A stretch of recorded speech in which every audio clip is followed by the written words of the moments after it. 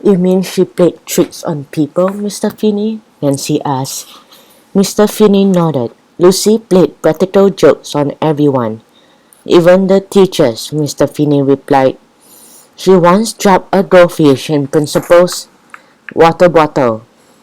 No way, George exclaimed. Lucy glued nickels on the floor so nobody could pick them up, Mr. Finney went on. She would stick silly signs on kids' bags. Without them knowing, Lucy is funny, Nancy said, but those tricks don't sound funny to me. Or to me, Bess agreed.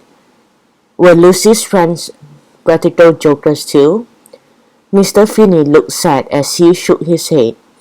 Lucy didn't have many friends because of her pranks, he said. Nobody wanted to go to her parties either. I don't blame them, George said. Who would want to find goldfish in the strawberry punch bowl? Mr. Finney unlocked the classroom. We'll take it from here, Mr. Finney, Nancy said as she, Bess and George filed inside.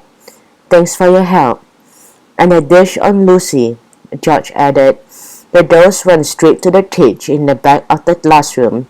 Nancy put Squeaky inside. The little hamster seemed thrilled to be home as he scurried into his exercise wheel. I am glad we brought Squeaky back, Bess said. So am I, Nancy said. What Mr. Finney just told us is big news, George rubbed her chin thoughtfully. So Lucy O'Toole liked playing tricks, she said. I wonder if she played a few tricks in the theater prop room yesterday. Lucy told us she wanted to do everything she did as a kid, Nancy said. Maybe some of those things are pranks. I can't believe Lucy will mess up our auditions, Bess admitted. She's famous.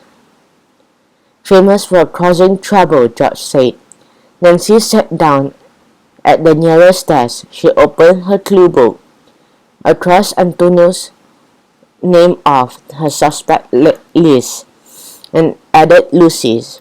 We have to find out if Lucy was at Rex and Dex Friday afternoon, Nancy said, and in the prop room early this morning. I found a judge badge in the prop room, Bess said excitedly.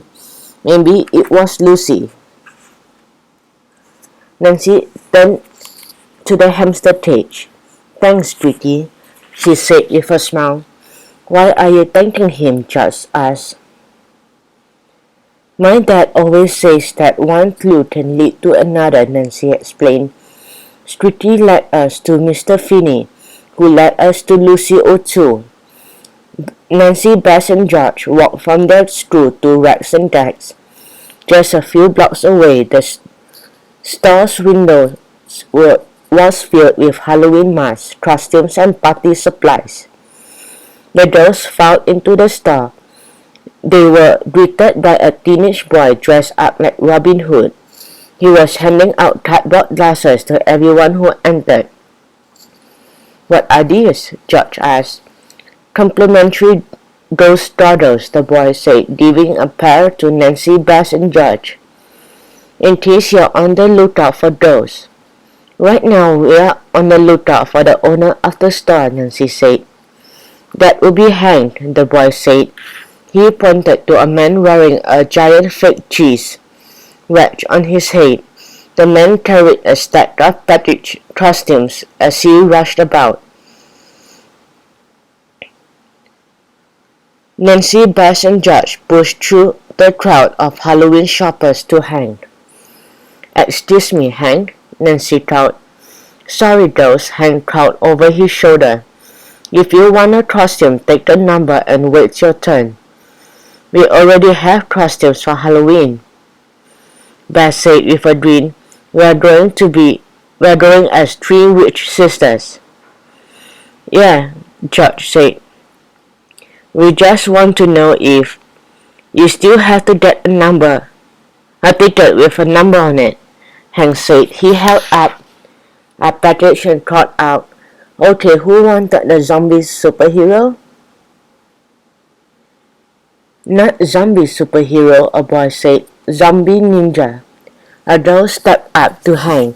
And I want that a rubber bat, she said, holding a fake critter with a long tail. This is a rubber rat. Hank grumbled. Okay, be right back. Number 19, you're on deck. Nancy, Bess, and George walked over to the ticket machine on the counter. The number of the ticket was 42. We have to wait forever to question Hank, Nancy sighed. We don't have forever, George complained. It is getting late and we have to find out if Lucy was shopping here. Suddenly, Bess flashed a smile. Maybe we won't have to ask Hank if Lucy was here, she said. What do you mean? Nancy asked. See for yourself, Bess said. She pointed to a picture hanging on the wall behind the counter. The glossy picture of a familiar person making a funny face. And Nancy realized who it was. She gasped. Oh my gosh, you guys, she said. That's Lucille Teal.